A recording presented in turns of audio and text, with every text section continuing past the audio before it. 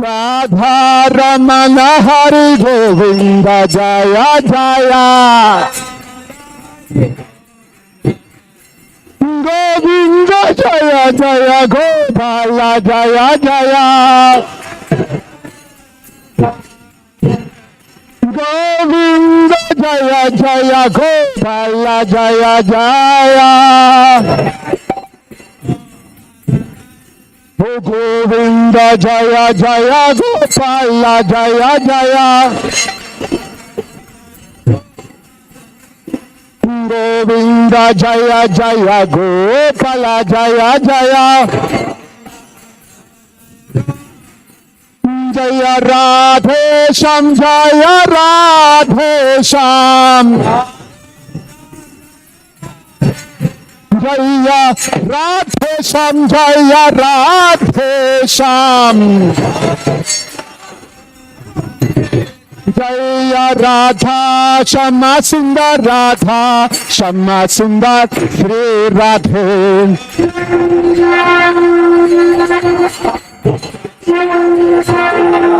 Jaya Radha Madhava Radha Madhava Sri Radhe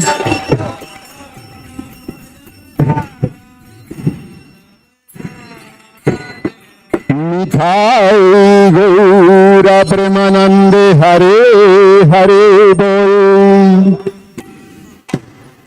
Jayam Vishnupad Paramahansa Parivrajagacharya Ashtottara Shata Shishimad His Divine Grace A.C.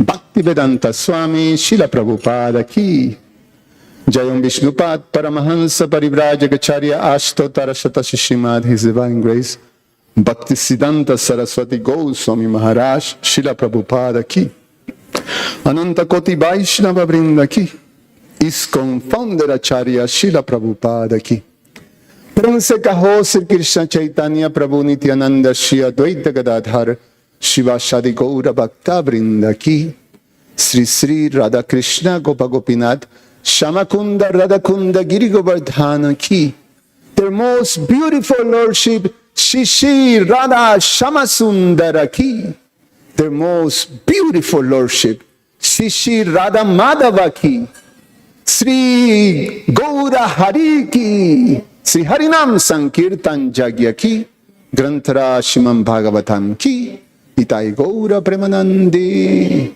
Oh, glories to the assembled devotees. Oh, glories to the assembled devotees. Oh, glories to the assembled devotees.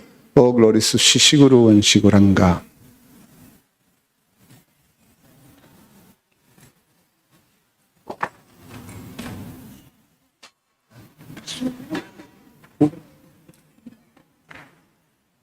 Nashinga prayer, someone.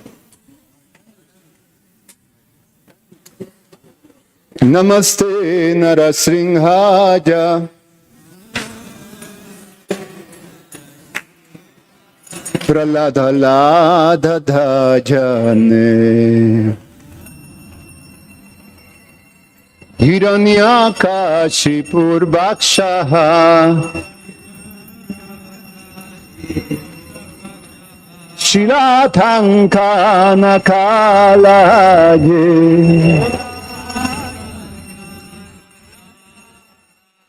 Hito Nasimho Parato Nasimho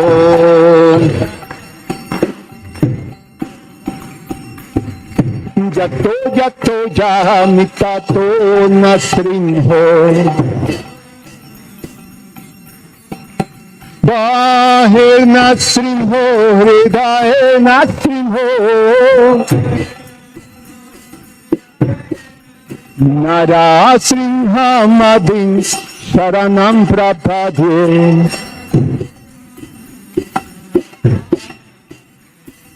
Tavakada Kamalavare Naka Abduta Srinham Dalita Hiranyakashipur Tanovringam Savadrita Narahari Rupa Jaya Jagadisha Hare Jaya Jagadisha Hare Jai Jagadisha Hare Kamallavare Nakha Madhuka Sringa Jai Nasimhade.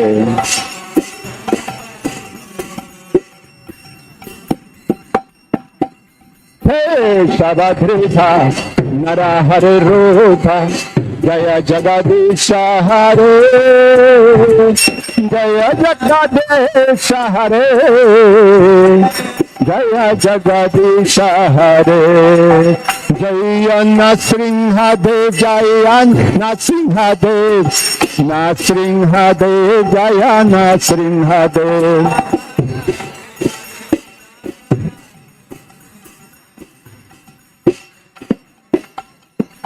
Jaya Prahlad Maharaj, Jaya Prahlad Maharaj, Prahlad Maharaj, Jaya Prahlad Maharaj.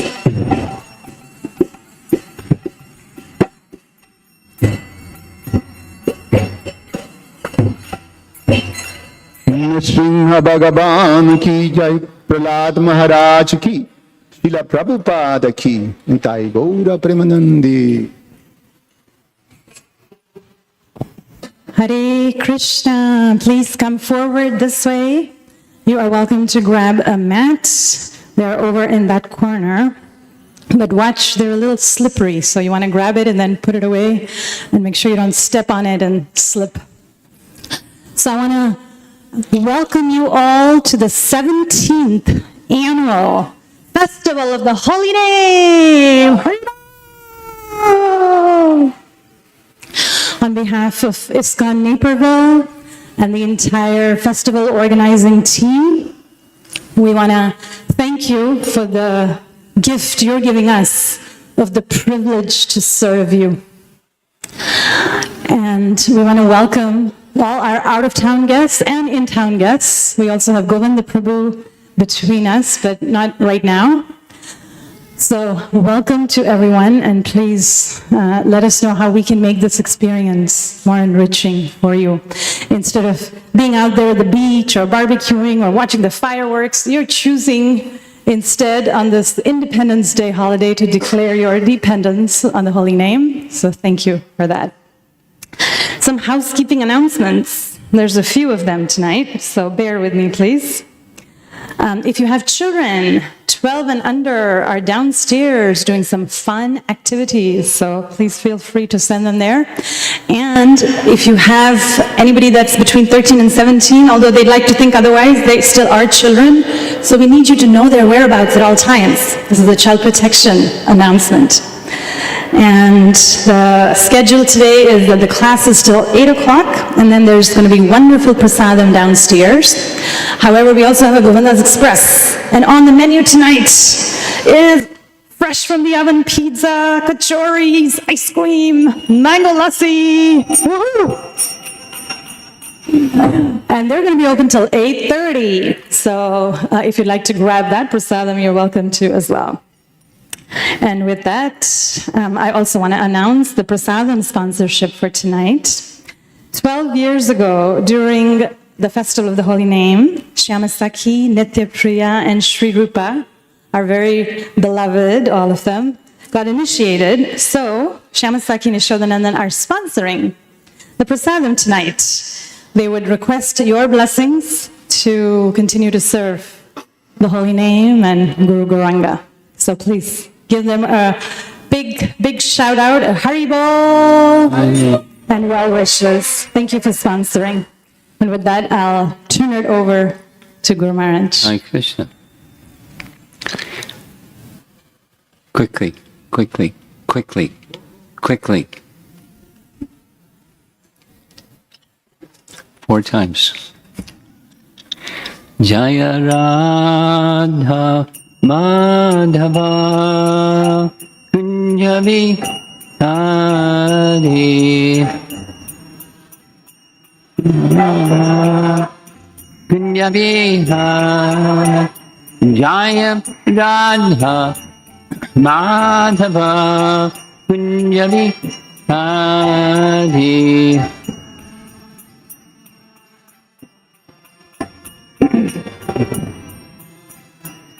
Gopijana Vallabha Girivara Dhari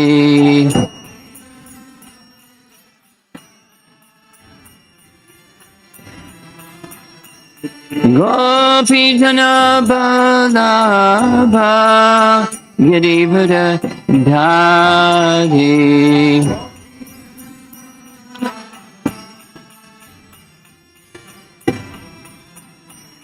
Jasodanandana Brajajanarandana Jasodanandana Brajajanarandana Jamana Hiravana Yadi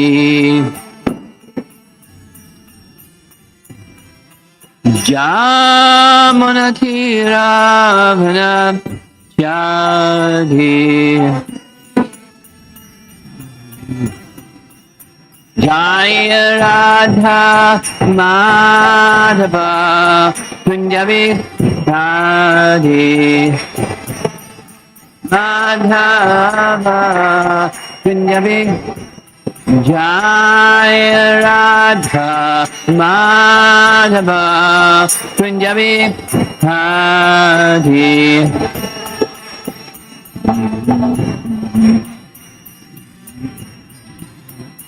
Gopijana Vallabha Girivara Dhari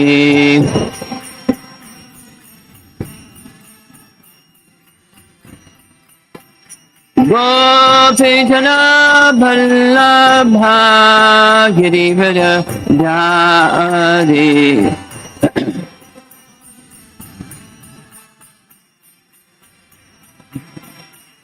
Jasodanandana Brajajanarandana Jasodanandana Brajajanarandana Jamana Hiravana Chadi Jamanatiravana Chadi Jaya Radha Madhava Punjabi Chadi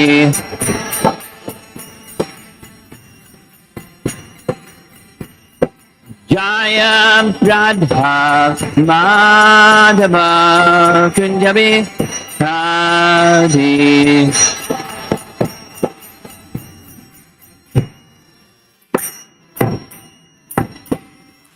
Jaya Vishnupad Paramahamsa Parivajagacharya Astatarasatasi Simad His Divine Grace A.C. Bhaktivedanta Swami Srila Prabhupada Ki Ananta Koti Vaishnavrinda Ki Gaur Premanandi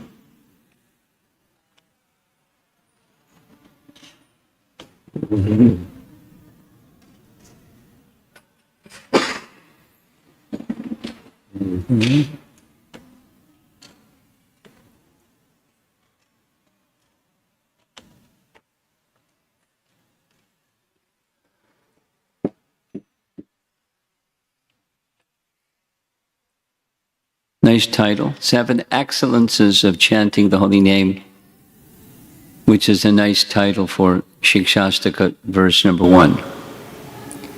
Because if you count them, there's 7 items described by Chaitanya Mahaprabhu, for those of you that might be a little newer.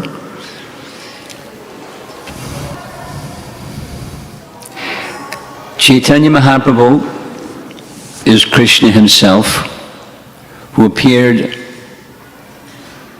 in the mood of Srimati Radharani and for the purpose of establishing the Yuga Dharma, which is the chanting of the Holy Name, which our festival is all about. So we're honoring Lord Chaitanya first. And he gave many teachings, but he didn't write them down. He gave teachings which he then empowered his students or his disciples or his followers to write. But he only wrote 8 verses that are known, at least. Ashtaka, Shiksha, Ashtaka, 6 instructions. And the first of the 6 instructions is our topic for this evening. So many of you are familiar with this first verse. We're going to go through each of the 7 a little bit slowly. So you can say the verse with me if you like.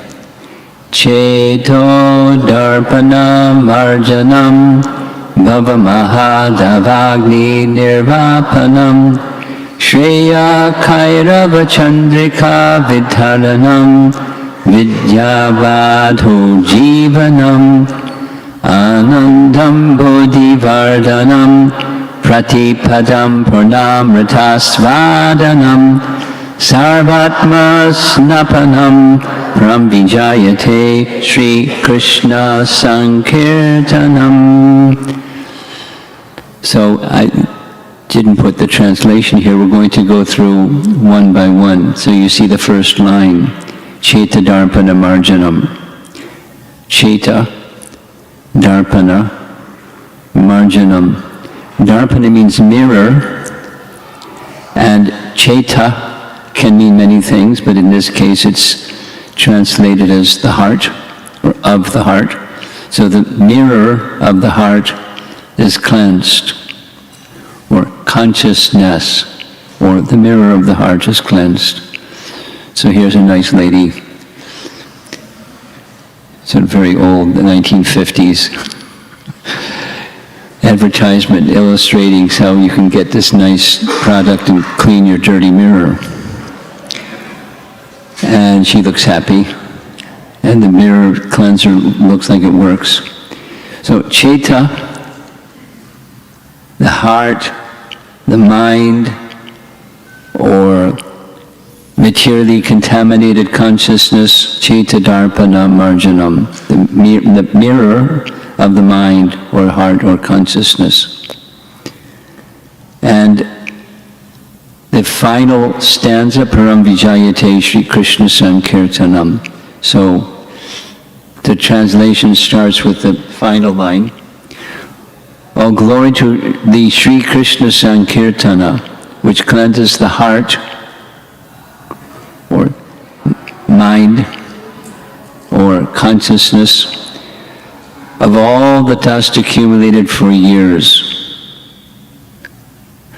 The painting, many of you recognize, this is the Gundicha Marjana, the cleansing of the Gundicha temple. The activity that Chaitanya Mahaprabhu personally led was the cleansing of the temple, the place where Jagannath would go for 1 week after leaving the temple and enter the Gundicha temple. But to make it a fit place, an inviting place, a suitable place, it was made very, very clean, and then after making it very clean, they made it very clean again, and then after making it clean, they made it very clean again. Squeaky clean.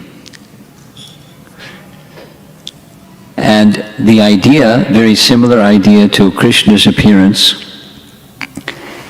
When Krishna made his appearance in the prison house of Kamsa, the first place of his appearance was in the mind of Vasudeva. He appeared in the mind of Vasudeva because the mind of Vasudeva was completely pure, making it an inviting place for Krishna to appear. So we want Krishna to appear in our mind, we need to make the mind, or Cheta, or solid consciousness, the heart, the mirror of the heart, very clean. And the chanting of the holy name, that's the first action, according to Shikshastika. The chanting of Krishna's name is a purifying agent. that cleanses our hearts of envy. Commentary describes at the very root of our descent to this material world, and then other bad qualities that follow behind the root quality, the envy. A nice painting.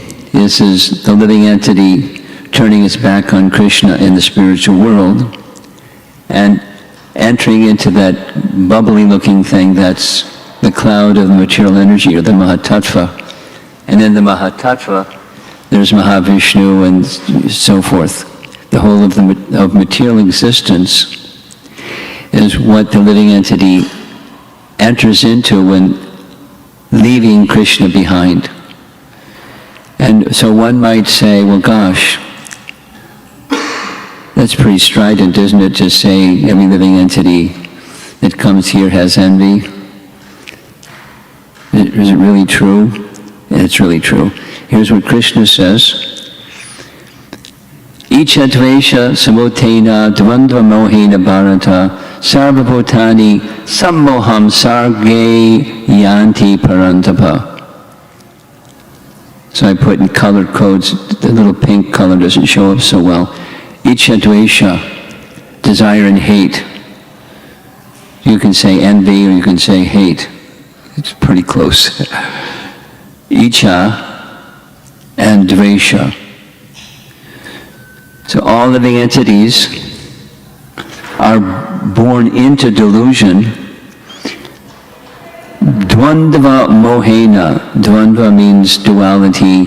Mohena means bewildered. The mind becomes bewildered. Bewildered by dualities. Born into delusion. So the catalyst is this desire and hate. So it's one side and the other side. I desire to enjoy separately from Krishna, and he who I'm naturally meant to be enjoyed by and in the servant of, I have some dvesha towards that person and towards that position. So every living entity, without exception, you see it forwards or backwards, every living entity has that disposition, dvesha, or envy. And the root cause is envy. And so how to get rid of the root cause? If you get rid of the root cause, you have a good chance of dealing with the rest. But the root cause is the root cause, envy, dvesha. And the consequence of that dvesha is the dirty mirror. So the first line, the first of the excellence is the heart becomes cleansed. So there's another picture. This nice lady, she's got a spray bottle, and out of the spray bottle is coming the Hare Krishna mantra. A little different than the other lady from the 1950s. And the cleansing agent is the holy name. So when the holy name appears, by hearing it and or by chanting it or hearing and chanting it, something happens. Even insects or averse people or, all kinds of living entities, different bodies and different mentalities and different situations. It just acts. It's a powerful agent, cleansing agent. And immediately it acts on the platform of the heart. There's a very nice description in Vishnu Dharmottara Purana, one of the secondary Puranas, but there's this discussion. Jiva Goswami mentions this section of Vishnu Dharmottara Purana in his Sandarbhas, in Bhakti Sandarbha. So there's a Kshatriya Bandhu,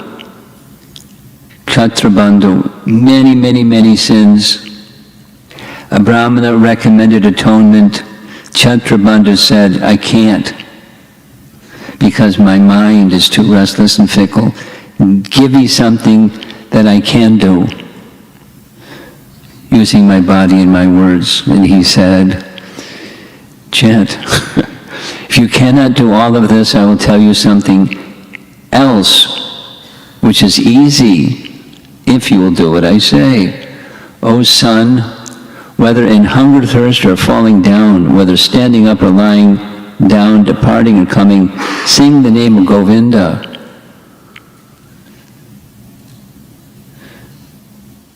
Some of you will have already quite familiar with who Govinda Das is. He's joining us from his travels in America, and he's a really nice kirtan singer, along with many other nice kirtan singers. And with just the name Govinda, hearing and calling the name Govinda, is sufficient to purify a fallen Chaturabandhu, the worst of sins, so many sins you can't count them all, etc. It's Chaitadarpana Marjanam. It's a very powerful cleansing agent. There's a nice section. Many of you know this nice section. This is Ajamila, and he's about to be taken by the agents of Yamaraj, those freaky looking guys, that's the agents of Yamaraj. And because he calls Narayana, intending to call his son, who he named Narayana because before he became a fallen man, he was a Brahmana. He called his son, so it's indirect, or it's Abbas chanting, the shadow of the name. The Vishnu Dutas came and stopped them. They looked pretty surprised. Whoever stops death? Whoever stops death? Who are you guys? By following the Vedic ritualistic ceremonies or undergoing atonement, sinful men do not become as purified as by chanting once the holy name of the Lord Hari. So we're going to be saying the holy name many, many, many times. So we're really crossing our fingers. There'll be a lot of purification going on during this festival. Not just crossing our fingers, relying on the fact that purification. So we're still on this Chaita Darpana Marjanam. So as that matures, as that mirror of the mind matures, something else happens. There's a next step, and there's a next step, and there's a next step. The next step is that the identification with the covering, this body covering of the soul, slackens. And the consequence of identification with the body is fear. There's a nice verse, among many nice verses in the Srimad Bhagavatam, which says, bhayam, which means fear, dutiyam abhiniveshitak syat. So fear, syat, arises when one becomes absorbed in the conception of duality. Dvitiya abhinivesh. Dvitiya abhinivesh. When one becomes absorbed in the bodily conception of life, then fear arises. So there she is, the lady that looks afraid. Here's the translation. Fear arises when a living entity misidentifies himself as the material body because of absorption in the external illusory energy of the Lord. That's this mind that's covered. When the living entity thus turns away from the Supreme Lord, he also forgets his own constitutional position as a servant of the Lord, just like that nice illustration of the living entity leaving the spiritual world and entering into the realm of Maya, or the Mahatattva, the material energy. This bewildering, fearful condition is effected by the potency for illusion called Maya. Therefore, don't be in Maya. Therefore, an intelligent person should engage unflinchingly in the unalloyed devotional service of the Lord under the guidance of a bona fide spiritual master, whom he should accept as his worshipable deity and his very life and soul. So, along with cleansing comes the next stage, and one of the next stages is rising above the bodily conception, and as one rises above the bodily conception, then fear diminishes. The tendency to be afraid of illusion or apparitions that come from the illusory energy. Qualities like having no fear are produced by chanting the name, but are not parts of the cultivation of the name. This is teaching from our acharyas. We'll say it again so it's clear. Qualities like having no fear are produced by the chanting of the name, but are not parts of the cultivation of the name. Meaning, stay focused on the name as far as you can, rather than stay cultivating corollary byproducts of the chanting of the name. They come, I use the expression, there's the horse and there's the cart. And make sure you put the horse in front of the cart, not the other way around. And that is, the primary activities of bhakti have the effect of awakening good qualities and the diminishing of unwanted qualities. But that's not the purpose. The purpose is immersion in the holy name. I hope it's clear. Bhakti itself does not depend on other elements, and so much more so for the holy name. So the other elements, like, just take this one, or any other one, the elements like fearlessness. Supposing one is fearful. I mean, Ajamila was fearful, and he screamed, Narayan. Not calling Lord Narayan, calling his son, he screamed. He was fearful. But something happened. The Supreme Lord heard, attended Vishnu Dutas to protect him. Now, exactly how it's going to happen in our life may look a little different than it looked like in Ajamila's life, but the principle is secondary qualities follow behind the primary activities of bhakti. And as it further matures, keep going, besides covering of the mind and identification with the body, and as they are surpassed, then awakening of our more mature states of understanding one's spiritual identity. One has to be eligible for that. But there's a nice painting here. This is Brihat Bhagavatamrita, where this young village boy in Vrindavan receives mantra, and he chants the name, the Gopal mantra, and slowly he becomes purified, and eventually he makes it to Goloka Vrindavan, and Krishna sees him, and Krishna is very happy. I was waiting for you so many lifetimes. I thought, maybe he'll come in this lifetime, but you didn't come. And then the next lifetime, maybe in that lifetime, but you didn't come. And so many lifetimes passed, you didn't come, but you're here. Please never leave.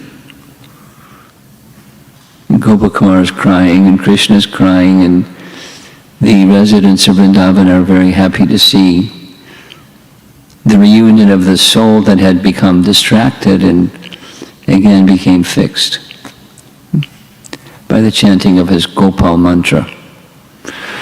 So Chaitadarpana Marjanam, and then excellence number 2. So there's 7 of them. I'm going to try to move quickly. It's really easy to spend a lot of time in any one of these. Bhava Mahadavagni Nirvapanam. So Agni, everybody knows. Agni means fire. And Maha means great fire. And Dava means blazing. Mahadavagni, forest fire of material existence. Bhava. There's two words. Prabhupada, there's more than two words, but there's two words. There's bhava and there's bhava. And they're quite different.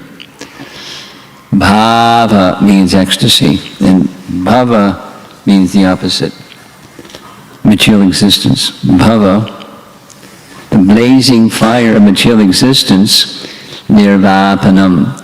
So after the cleansing of the mirror of the mind, or the heart, or contaminated consciousness, then the blazing fire of material existence is extinguished. As you know, there's a very nice pastime. In Krishna's Leela in Vrindavan, twice, Krishna extinguishes big, blazing forest fire. You know about that pastime? Blazing twice. And the cowherd boys are, help! So Krishna says, close your eyes. You're in for a big surprise. They close their eyes and inhales the fire, and all the fire is extinguished. And Krishna's body isn't burned because his body is transcendental. So souls aren't burned and Krishna's body isn't burned. He, Krishna, through the agency of his name, extinguishes the fire of conditional life, or repeated birth and death. As it purifies the heart,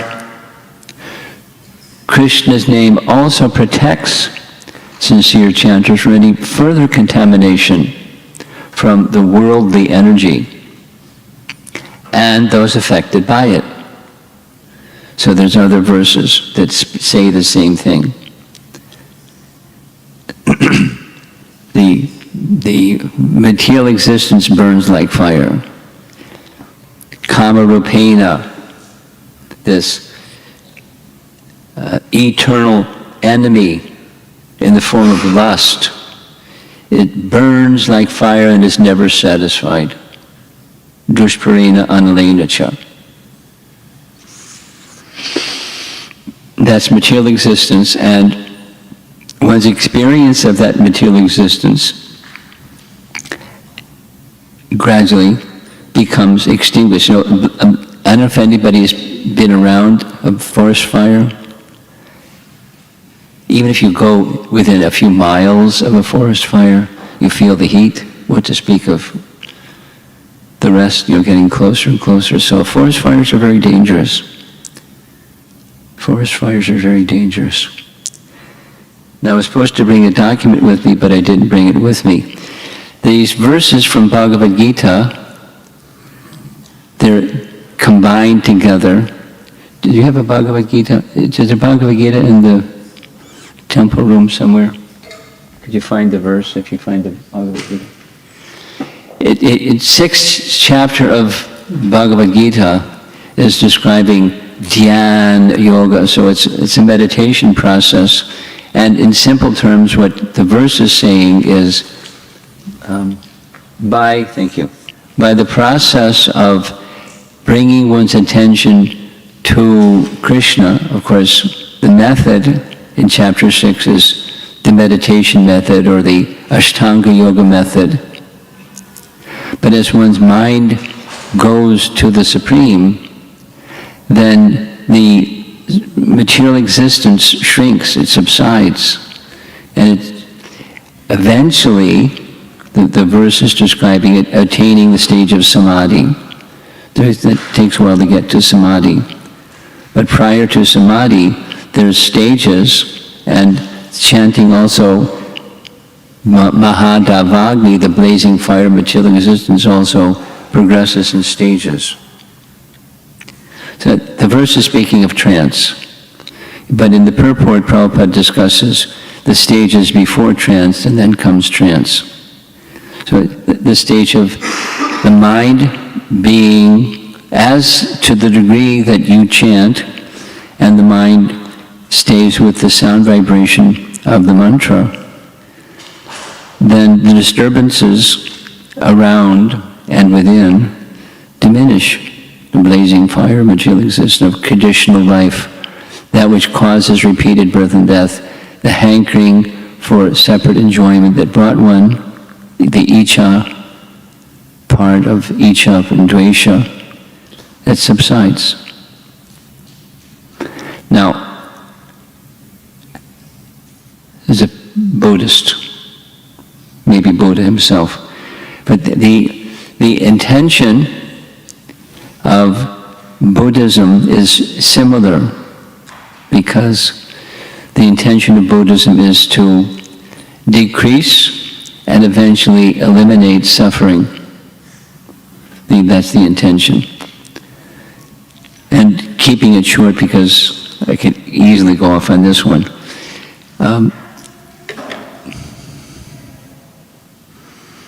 It's not sufficient just to withdraw the mind from sense objects.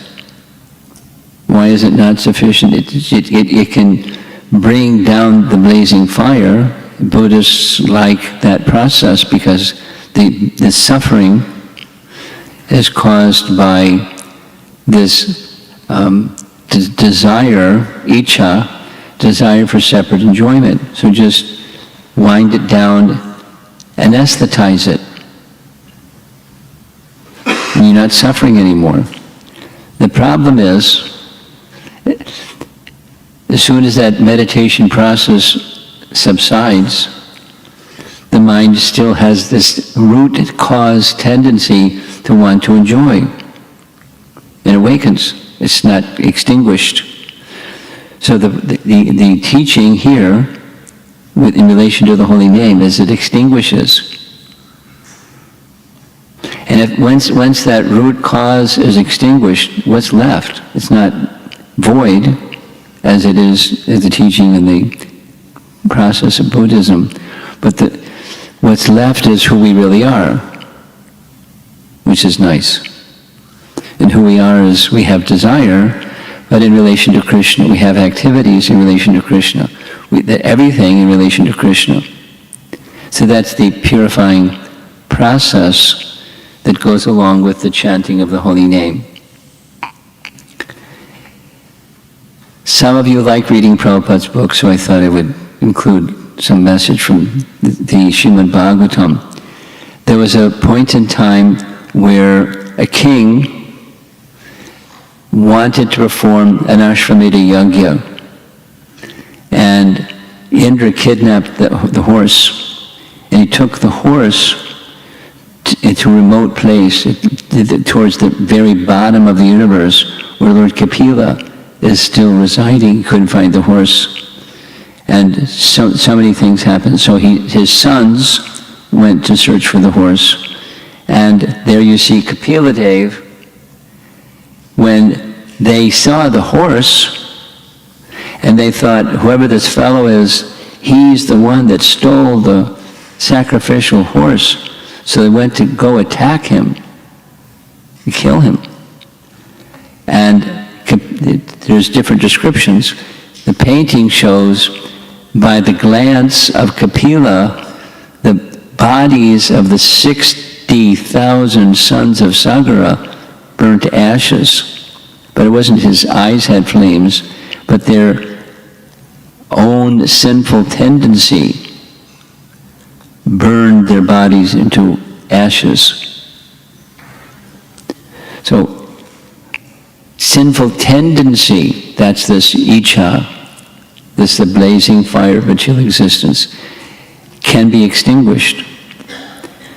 So the two, Chetadarpana marjanam, Bhavamaha Davagni Nirvapan, the root cause of our material existence can be completely changed simply from chanting.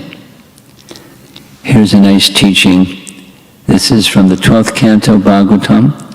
Sutta Goswami is the speaker. This is the last canto. It's the last chapter of the last canto.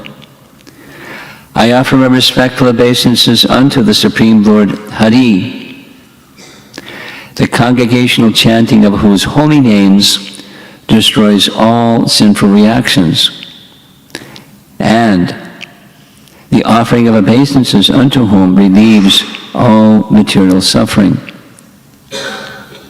So it's a very different process, a very natural process, a very sublime process, chanting, so that the cause of material existence is extinguished. And when that cause of material existence is extinguished, something is left. And the something that's left is who we really are. It's part of the process. Along with chanting, we're appealing to Krishna. We're going to hear about this tomorrow morning. We're making an appeal to Krishna to be engaged in his service through the sound vibration itself. So the service tendency is awakened, the covering is removed. It's self-realization. Here's Shukadeva Goswami speaking to Maharaj Parikshit, 6th canto. Other processes cannot be successful because even after following such methods, one takes to fruitive activities again, unable to control his mind, which is contaminated by the base qualities of material nature. That is to say, desire is of the soul. Desire for happiness is of the soul. Try to anesthetize the desire for happiness. When anesthesia wears off, the desire for happiness is there. And the lower modes of nature are also active upon that soul. So what to do? What's a nice fellow or lady to do? Well, you cleanse the covering tendency, but also lift the consciousness above the modes of nature permanently by taking shelter in the holy name. Here's a nice image I like. This is the downpouring of rain that extinguishes the blazing fire of material existence. Prabhupada would often say, maybe you've heard in his recorded lectures, fire brigades can't put out a forest fire. Buckets and hoses and all the fire engines can't put out a forest fire. There's one thing that can put out a forest fire. Torrents of rain. They can extinguish the forest fire. So the chanting of the holy name acts like that. The blazing fire of material existence is extinguished.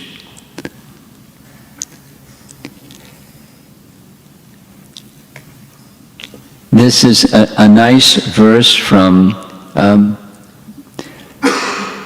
Lord Brahma's prayers to Krishna, found in Sri Brahma Samhita. Karmani nirdhita kintu cha bhakti bhajam. This is Brahma's prayers to Krishna, where Govinda minimizes or nullifies the reactionary influences of the devotee's past deeds. Same message, bhakti bhajam. Commentary says, Bhakti Siddhanta's commentary says, this bhakti bhajam is chanting and all the other forms of Bhagavad Dharma. The tip of the spear is the chanting, the shaft of the spear is all the other processes of bhakti. And we begin with the chanting of the holy name, particularly for this age. And by doing so, Bhava Mahada Vagni Nirvapanam.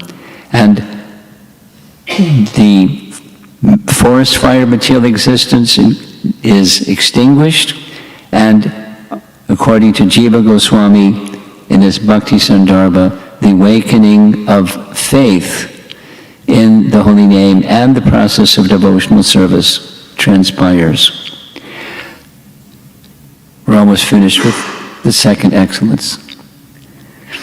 By performance of kirtan, one attains faith in the Lord far greater than the faith attained by meditation or any other spiritual practice. By meditation performed in Satya Yuga, one does not attain the same deep faith in the Supreme Lord. This is from Scripture. Skanda Purana, Bhakti Sandarbha quotes, in Kali Yuga, the great devotees worship the Lord by performing kirtan. And he comments, These words of Skanda Purana glorify the performance of kirtan, which brings great faith in the Supreme Lord, who is very merciful to the fallen souls. And there's no spiritual path better. Whew. That's only 2 of 7. Where do we go from here? Excellence number 3. Shreya Kairava Chandrika Vitaranam. So, Chandrika, everyone knows. Chandrika is a brand of soap, right? No, it is, but it means moonshine, Chandrika. And Kairava is the white lotus. Shreya is good fortune. Shreya and prayas. Ultimate benefit. Ultimate. Shreya Uttama. And Vitaranam, it spreads. So, as Chetadarpana Marjanam, Bhava Mahadavagni Nirvapanam, Shreya, the white lotus of good fortune, is expanded. Now these are initial, because very shortly we're going to hear, these first 3 verses are dealing with the initial sadhana effects, progressive sadhana effects. The white lotus of good fortune blossoms, and it's likened to the rays of the benediction moon.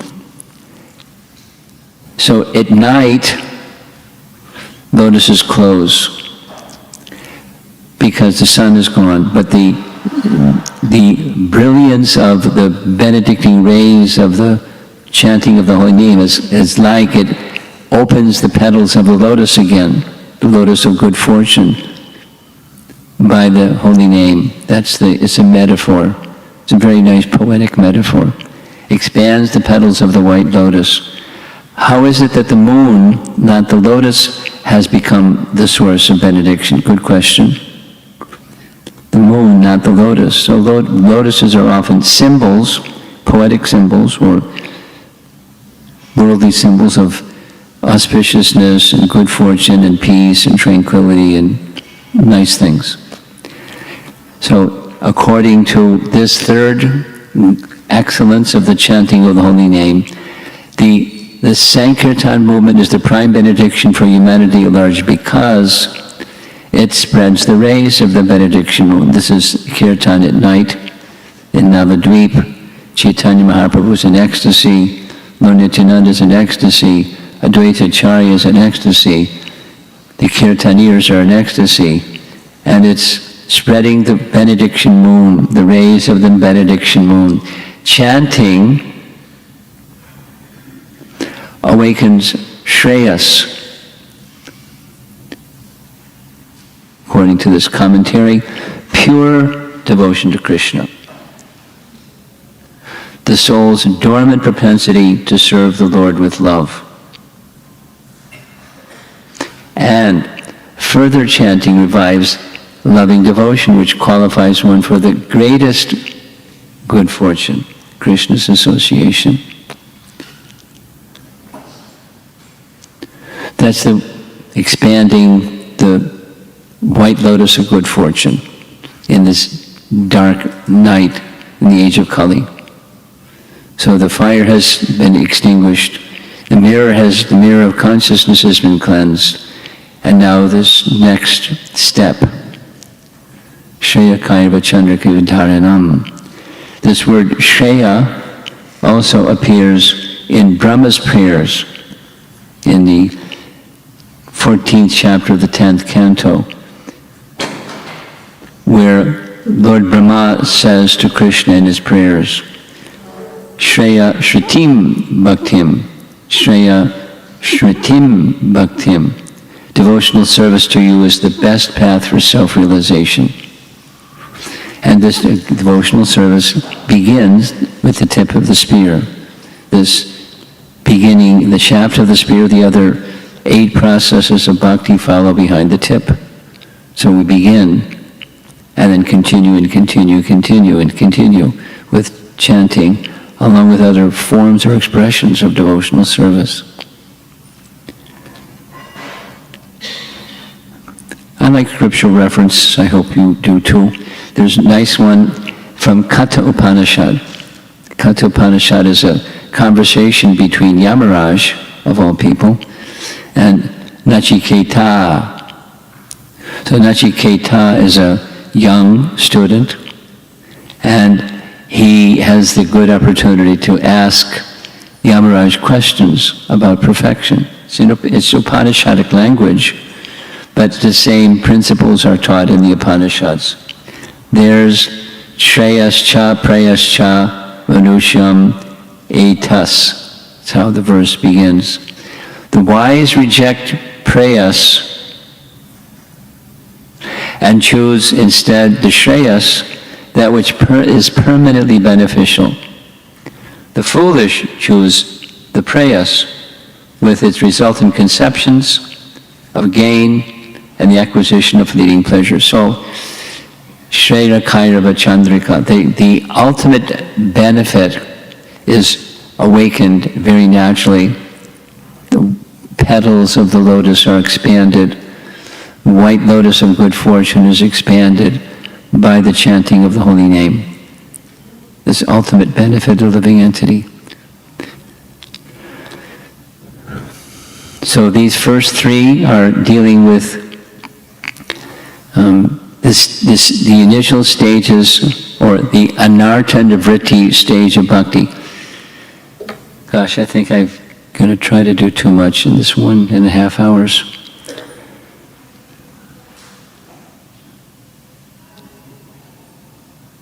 What to do? I get too excited. I can't keep it simple and short. Here we go. These Excellence 4 is starting another stage of bhakti. It's introducing another stage of bhakti, because the first three, many of you are familiar with the stages of bhakti, starting with Shraddha up to Prema. And from Shraddha, Sadhusanga, Bhajana Kriya, then Anartha Nivritti. So already first three have been passed, and Lord Chaitanya is speaking about the chanting. So the Anartha Nivritti process has been described in those first three chapters. The Anartha Nivritti process, Anartha Nivritti, eradication of unwanted things, is being described in those first three verses. And now this is going to the next stage, which comes after Anartha Nivritti. One may become fixed, nishtha, in the stage of bhakti, where anartha may still linger, but they're not in the same effect, they're not having the same effect, because bhakti has become sufficiently strong. So, vidya vadhu jivanam. Vadhu, we'll see different meanings of vadhu. Vadhu is sometimes wife, vadhu is sometimes bride. So this chanting of the holy name is the life of the wife of transcendental experience. I'm going to go faster. Nishtha is chanting enriched with knowledge of the science of devotional service, mind and intelligence fixed to the degree where one has become steady. And that's so intelligence is nourished by the knowledge that awakens, naturally awakens, as one's consciousness becomes purified.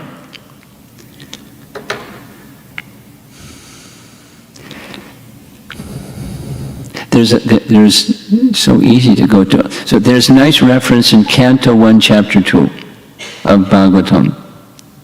Very, very essential verse, elementary, foundational verse, that through the process of bhakti, nicely performed, knowledge and detachment arise causelessly. Vasudevi Bhagavati, Bhakti Yoga Praryojataha, Janayati Ashu, Vairagyam Jnanam Cha, Yadahaitakam. through devotional service, knowledge and detachment arise. That's what this is saying. Vidyavatu jivanam. As the chanting matures, as one's life in devotional service matures, knowledge awakens. Constantly. In and of itself, the association with Krishna results in that. And then, very quickly, the other verses in ISKCON, the other sections of this first verse, are going to take us to higher stages. Ruchi, asakti, etc. Attachment to Krishna. Same understanding, no surprise. Same understanding is presented in the 4th canto Bhagavatam. Some of you like reading Prabhupada's books. I like reading Prabhupada's books. I like Bhagavatam especially.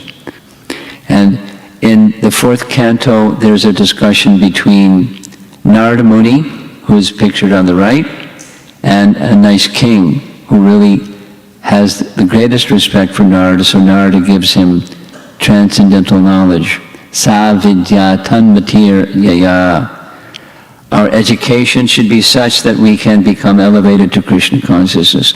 The real tanmatir, that one's consciousness or mind becomes absorbed in Krishna, that's the real sign of education. Here's the prostitute who is relieved from her bad profession by Haridas Thakur simply by hearing his chanting. Devotional service focused exclusively on increasing our attachment to Krishna is the goal of education as well as the force that drives us forward. So we're going to be spending a lot of time over this holiday season with kirtan, japa, and topics in relation to both. The idea, the force behind all of this is to make Krishna our goal more firmly. It's our goal, otherwise we're off doing something else. Especially tomorrow, 4th of July, like the announcements were made. People are going to be off doing all kinds of things out there. Then we're here for a purpose. Let our attachment to Krishna grow. And that attachment to Krishna, the message here is, that's the goal of education. I mean, looking around the room, many of you have good education, college degrees, etc., etc., etc. The real fruit or goal of education is attachment to Krishna. Chant, along with everything else that you do that make up your busy lives. And this is the real goal of education. There she is, there's the bride. She is the young bride of transcendental knowledge. That's attachment to Krishna. Vidyavatu jivanam. Same understanding. This is Shukadeva Goswami in the right side over here. He's the Atmarama verse is a very celebrated verse. He's not spoken by him. Sutta Goswami is the speaker. All different varieties of Atmaramas, those who take pleasure in the Atma, especially those established on the path of self-realization, though freed from all kinds of material bondage, desire to render unalloyed devotional service. It's saying the same thing. The mature fruit of transcendental knowledge is wanting to be engaged in loving service to Krishna. And the message is, the chanting of the holy name takes you there. Get attached. And you'll be taken there. You don't have to do it on your own. I mean, you may have to make some effort, and that's get attached to the holy name. And you'll be that's where the holy name will take you. And that's the fruit of the Atmaramas. Those are actually self-satisfied. And even liberated souls, what to speak of conditioned souls, are attracted in that way. There's too much to say. not enough time. Okay, this is a nice painting, and it's Sanatana Goswami with a straw in his teeth, clasping the lotus feet of Chaitanya Mahaprabhu, and he's asking Mahaprabhu's questions. And Mahaprabhu, in the course of their discussion, explains this Atmarama verse. Because Chaitanya Mahaprabhu, came to give the Yugadharma chanting of the holy name. And so the Atmarama verse is a very important verse for any follower of Chaitanya Mahaprabhu to understand. So he's instructing Sanatana Goswami. With the exception of devotional service, all methods of self-realization are like the nipples on the neck of a goat. Nipples on the neck of a goat don't produce milk. Well, it may look like milk bags. Here's nipples on the neck of a goat. Therefore, an intelligent person adopts only devotional service, giving up all other processes of self-realization. I'm going to skip a bunch. There's a nice story written in the New York Times where people that practice yoga, not just for physical fitness, but for spiritual journey, but the spiritual journey without Krishna doesn't take you where you want to go. Another fellow, this is photographed from that article. So, meditation is nice, but it's not complete. In absorption, somehow, what we're gathered together during this festival to do is somehow assisting one another, hearing from others, chanting together, kirtan together, japa together, become attached to Krishna. And when one becomes attached to Krishna, then all those activities, starting with that chanting, the reading and dancing, and all the activities of bhakti flow from this one activity done nicely. There's Sutta Goswami again. By rendering devotional service unto the personality of God and Sri Krishna, I quoted this verse. Causeless knowledge and detachment from the world arise. Vidyavadhu jivanam. It is the life of the young bride of transcendental knowledge. And I've only done number 4. I better hurry up. Here's number 5. Ananda. Just see, we just went right through the Nishtha stage and the Bhava stage, and we're already at the ecstasy stage. Ananda. Ambodhi. Vardhanam. So the Bhava stage, this 5th excellence, is waves of spiritual emotion. So may you reach that stage someday in your devotional life, but it's part of the fruit of doing the other parts nicely. Pavamaha, Davagni, Nirvapanam, etc. In this stage, ecstasies have not yet fully matured. That is to say, the prema stage isn't achieved yet. At the bhava stage, it's yet, and it will soon, hopefully, transform into prema. Ambodhi means ocean, and then the Ananda, Ambodhi is an ocean of Ananda, and Radharani is Ananda Chinmaya Rasa. It's another name of the potency of Radha. She gives Ananda. She is Ananda. And we'll hear tomorrow morning. I promise you, stick around. We'll hear tomorrow morning the meaning of Hare. It's Radharani. It's a very nice explanation.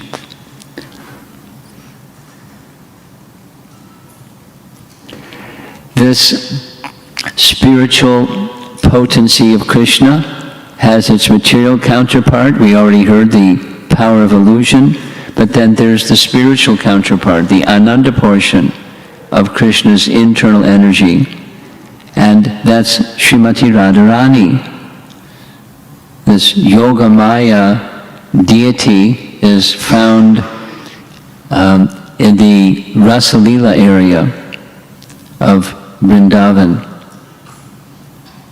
And a closer up picture of that same deity of Yogamaya.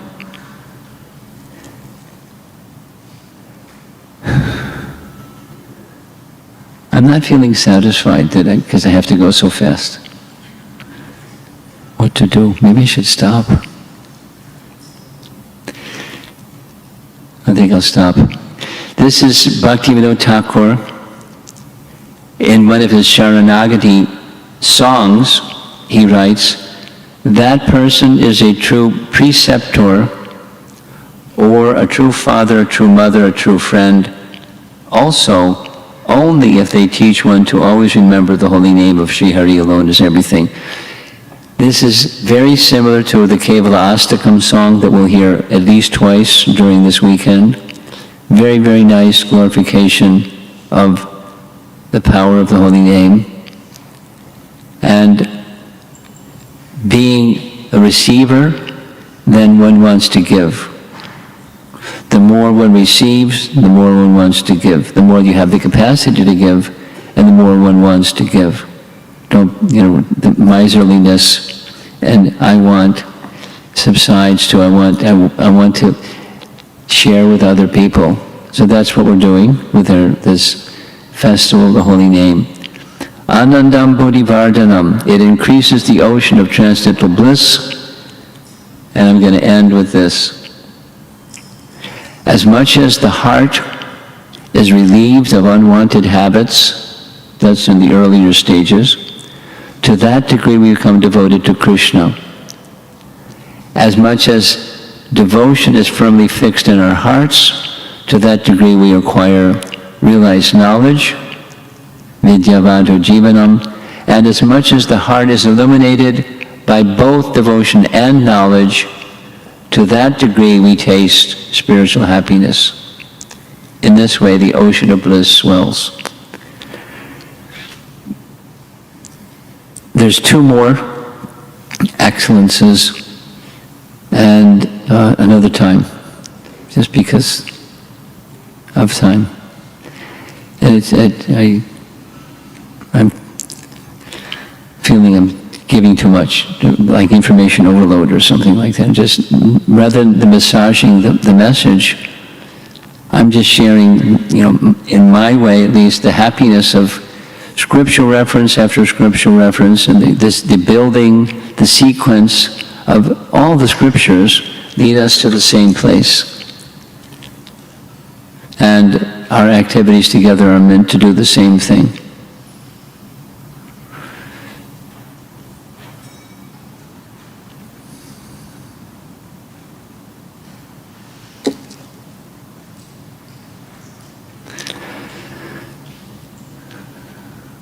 We're supposed to end at 8 o'clock, and it's 20 minutes to 8. I think I'm going to pause and see if there's some discussion.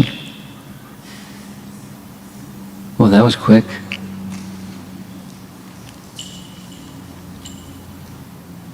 Hare Krishna Maharaj, during your Sunday Feast lecture class, you were talking about upadhis and how we gotta get rid of those to eventually purify ourselves. And I think you had mentioned that if you want to dance with Krishna, obviously we have to be pure enough to do that. Yeah. And then at the same time we hear, like in the case of a Jamil, even if you say the holy name just once, that's enough to make one eligible to enter Vaikuntha. So, well, it makes one to be eligible to become free from sinful reactions. Namabhas makes one eligible to become free from sinful reactions. okay, yeah. So I guess That's a big distinction. Yeah. So I guess I just understood that wrong. Because it's kind of hard to wrap my head around how. Yeah, don't go there. Yeah. Okay. Okay. Yeah. Thank you. Abbas, not Shuddha, yet. Keep doing Abbas while trying to get to Shuddha, and then bell rings. Thank you. Someone else.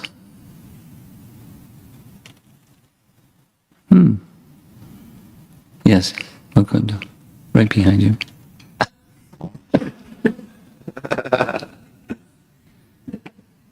Hare Krishna Maharaj. You highlighted a point early on about how we should not chant with the intention of achieving the secondary or the side effects. Yes. That's One right. example is like the relinquishing, destroying fear. Yes. And I really like that point. And at the same time, I was wondering if someone does chant with the intention of achieving these secondary things and like a Jamila. Yeah. Or anyone. I was also thinking, just like from a preaching perspective, we often say chant and you'll get peaceful, you'll achieve peace or whatever. Chant to be happy. Yeah, chant and be happy. So by chanting with the intention of achieving the secondary effects, can one still achieve the primary? Yes. Gradually. But the gradually can be hastened by recalibrating the focus.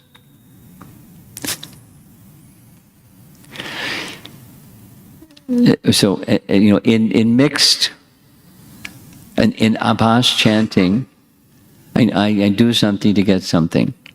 In Shuddha chanting, I don't do something to get something. So if I do something to get something, there's purification. If that something is the chanting of the holy name or any other expression of devotional service, then purification is taking place. And, gradually. And depending upon the degree of the primary, then one gets the primary. And then one gets towards the primary even when there's a mix. Abhas chanting can elevate one. Awaken, two things, clear and awaken. So what such a person was greatly benefited by sadhu sangha. Essentially what we just did, because we're all chanting. We wouldn't be here if we weren't already chanting. So we're in that stage of already chanting. And the intention, at least my intention of participating with all of you is, I've already mentioned, help us get just very focused on our attachment to Krishna more. And that means that, the other becomes less. The secondary becomes secondary. It doesn't like run parallel, just secondary, until eventually it's diminished. So that's sadhana.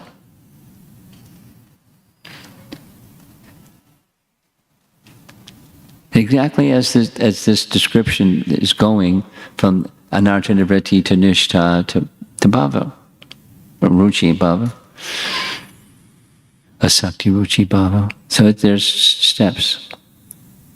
The lower steps can lead to the higher steps with good association. Anyone else? Oh. Go ahead. Hare Krishna Maharaj. In Excellence number 2, it was stated that chanting of the holy name not only temporarily pacifies the mind, but it extinguishes the root cause. Yeah, And that was even starting with the first one, but it specifically mentions overcoming the influence of the modes of nature. It's not like snap your fingers and you're beyond the modes of nature, but the power is there. Now, go ahead. So chanting does this far greater than other spiritual practices. Yes, exactly. So sometimes when I chant, it is very temporary, where the feeling of peacefulness or connectedness to Krishna is just during the chanting period, and after that, my mind takes over again. So my question was, what to do in my Why chanting? and what to do. Yeah. That's the standard. why and what to do. We're conditioned. We're not purified yet. What to do is continue with the process. And sadhu sangha. You continue with the process in association of sadhus who will give you support and their encouragement to go further and so forth and so on. So reading script, reading, worshiping, praying, hearing, sadhu sangha. And then, with a desire, just like you expressed, become stronger. Not just once in a blue moon, I feel connected. But back to the question that Mukunda asked. The primary should be primary. And to the degree that it's primary, the secondary will follow. We don't chase after the secondary, we chase after the primary. Or try to take shelter. And that's false ego diminishes. The mode of passion diminishes. So that's like, we're used to our dear friend false ego and the mode of passion. Fruitive work, doing something to get something. And we're very familiar with that territory. So purification to go beyond those tendencies. Sadhu sangha. Bhajana kriya. Anartha nivritti. Stay with it. And then repeat and repeat. An instruction I really like in that Sanatana Shiksha section, where Lord Chaitanya is instructing Sanatana Goswami. He speaks about the importance of sadhu sangha. He gives scriptural references, and then he describes higher stages that result from sadhu sangha, and then he describes the topmost stages of bhakti, and then says it again. Even in the topmost stages of bhakti, sadhu sangha is imperative. Hint, it's really important. So make it a priority. All the way in the back, someone want to take the microphone? And I want to see some hands on the ladies' side next. Hare Krishna Guru Maharaj. So we talked about the Anartha Nivritti for the first 4 excellences. First 3, yes. First 3. So question on during the phase of Anartha Nivritti, the reversals happen for purification. What happens? Reversals. Reversals happen? Yeah. For the sake of purification. So sometimes you get reversals, sometimes you get hardships in life, so that you learn something out of it and you get more purified. So I was having a thought like, is it the intensity of the reversals have anything, or the prarabdha karma has anything on the reversals, the intensity of reversals, or? Oh, your question is quite confusing, because you're a little confused. Yeah. So let's go back about 5 giant steps. According to what the first question that was asked, this young devotee was asking this question about even once, that's speaking about Abhas Bhakti or Namabhas. Abhas Bhakti or Namabhas has the power to eliminate prarabdha karma. So that's a given. When you experience some hardship or something, you're using reversals, some misfortune, whatever, it's not prarabdha karma. Okay. I'm pausing because I want it to sink in, because the premise of your question doesn't include that. Yeah. It's mixing. So what is it if it's not prarabdha karma? It's pure, as you use the word purification, it's an opportunity that Krishna is giving you and me and all of us the opportunity where our affinity for being enjoyers of the temporary has a roadblock. And the roadblock may come in the form, may not, but it may come in the form of some hardship or some kind of an obstacle. That roadblocks are an obstacle. So we have to figure it out. And, so how are you gonna respond to it? It's a Krishna opportunity being sent to you. It's not prarabdha karma.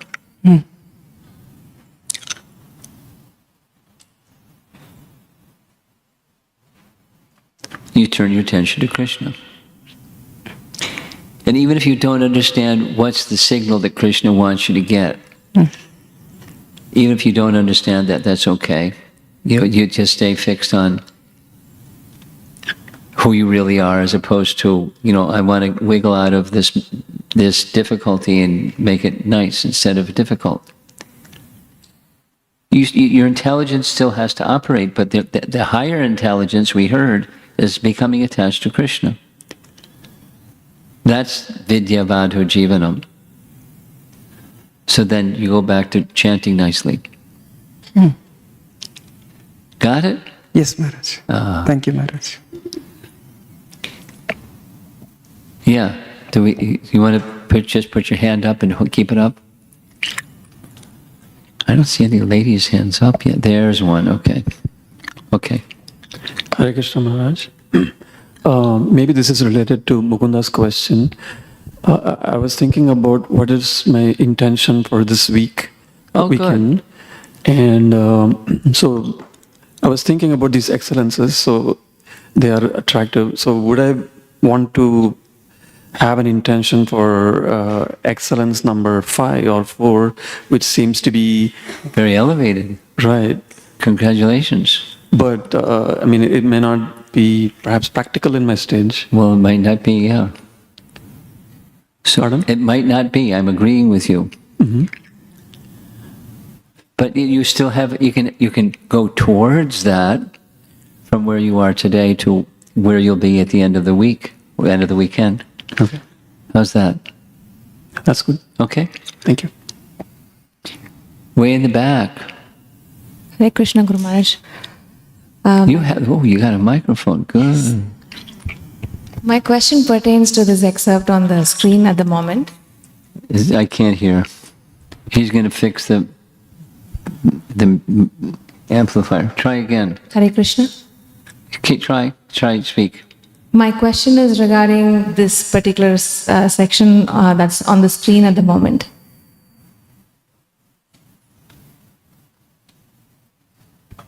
Could you understand? She's asking about This when it's on the screen? You had a question about what's on the screen.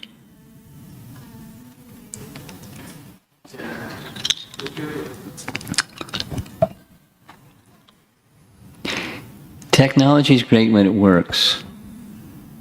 Hare Krishna. No, boy, that's good. It works. So this first part of this section says, as much as the heart is relieved of the unwanted habits, to that degree we become devoted.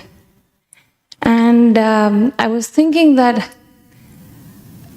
I certainly had a little bit of that experience early on in my Krishna consciousness, where certain habits were easier to let go of, and it strengthened my resolve towards Krishna conscious practices. But as time is progressing, there are these strongly rooted habits, and I was thinking I could do, if only I had some devotion, then perhaps it would help me let go of those habits. So I'm stuck in that rut. So is this like a progression in the section? The potential is, but it's not mechanical. Bhakti is not a vending machine. Bhakti is devotion. So is it possible? Yes. Is it mechanical? No. Is it progressive? Yes. But it's not mechanical. So now the next question is why and what to do. why was it before so easy and now it's, not so easy? And it can be a combination of reasons. One, there's certain things I could easily let go of. And there's some things that I'm really attached to. The easily let go of ones, they're gone. The ones that I'm attached to, I'm holding on to very tightly. I mean, you have children, so the child may have something in their hand, and you reach out and say, "Can I have what's in your hand?" If they're attached to it, you're not going to have them freely give it to you. Right? I mean, if there's something they're attached to, they're not going to just hand it over. Even if it's detrimental, they're not going to hand it over. And then you're a mother and you're going to have to figure out what to do next. So, we're like that. We're little children, like little jivas. There's some things we're particularly attached to. And then they become, as you say, ingrained, strongly attached. And we got a little assortment of strongly attached attachments. Then there are other variables. One of the other variables is the sine curve of bhakti. It goes up and down. So unsteady bhakti, like that. And then we become complacent.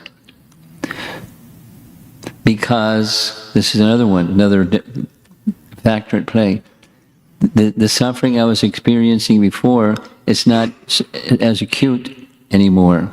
And so my bhakti has slackened a bit.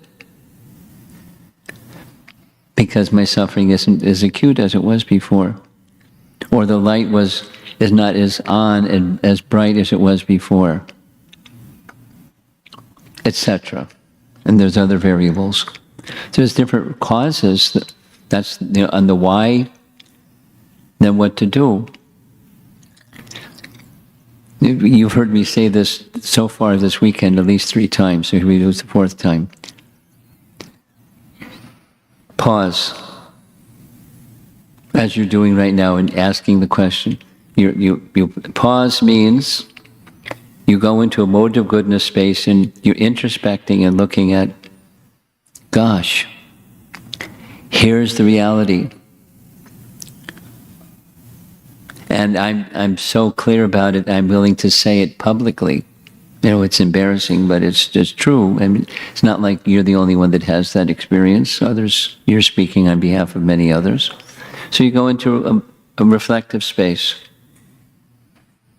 And then you ask the question,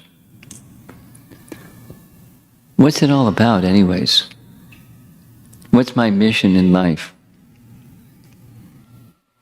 Sometimes Prabhupada would speak, this is it. How many lifetimes have you been engaged in devotional service and came back again and then took such and such birth and now you're doing it again and now you're doing it again and now you're doing it again. And now you're doing it again. So why keep doing it again and again, birth and death? What's my mission? The mission is not just break the cycle of birth and death, but the higher mission is so that you hit the reset button in that pause space. Now, what are some of the things that are going to give me the strength? What's the horse that's going to pull the cart for you? And your motherhood is one of them, and reading with your sons is one of those things. It's good for you. So you do that. Do those things that give you strength. And from that strength, you borrow from the strength over here and apply it to that place that's weak over there. But you know what your mission is. Become attached to Krishna. And then, this message. And you keep doing it. You keep go through that introspection, reflection, re-evaluation. What are some things that I can do that can give me strength, knowing that that strength will enable me to let go of things that are unwholesome, that I'm attached to. And don't be complacent in the bhakti principles of your life. Not to say that you are, but make sure that you're not complacent. Your horse is in good shape, and the horse is pulling the cart. There's these secondary things. It's the same discussion with Mukunda's question. That's progress. And especially, of all the forms of bhakti, is the holy name. That's what we're doing. Isn't it nice? Your prayer has been answered.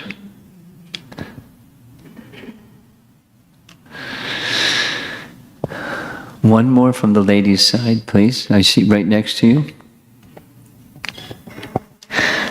Maharaj, I have 2 questions. I was wondering, what is the highest achievement of a Buddhist? Nirvana. So, is that equivalent to Brahman realization? What? Is it equivalent to Brahman realization? No. It's no Brahman. It's just nothing. Void. Nothingness. Yummy. That's it. Nirvana.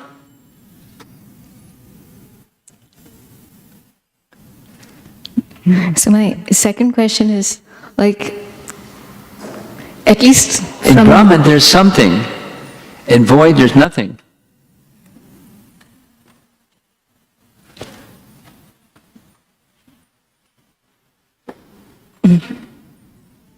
Go ahead. My second question is, at least by looking at the Buddhist monks, we just get the feeling that they're very peaceful. Yeah. So they're doing something. Yeah. So some form of mind control or something. Yeah. So do we as devotees, do we need to practice any form of mind control to chant better? Yeah. Or is it embedded in the practices of bhakti? Well, yeah, but it's intrinsic, and you must do it. Or say the opposite. If you don't do it, you're not performing bhakti properly. The mind must be absorbed. You'll hear it tomorrow morning. You coming tomorrow morning? No. I'll give you a sneak preview then.